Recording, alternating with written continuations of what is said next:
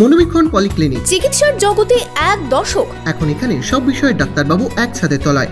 Phone করুন 7477799515 এই নম্বরে। মুর্শিদাবাদে অমৃত ভারত প্রকল্পের কাজ পরিদর্শনে পূর্ব রেলের মালদা ডিভিশনের ডিআরএম বিকাশ চৌবে সহ রেলের উচ্চপদস্থ আধিকারিকেরা। বহরমপুর শহরেই 4 star deluxe premium hotel with luxury and comfort golden retreat.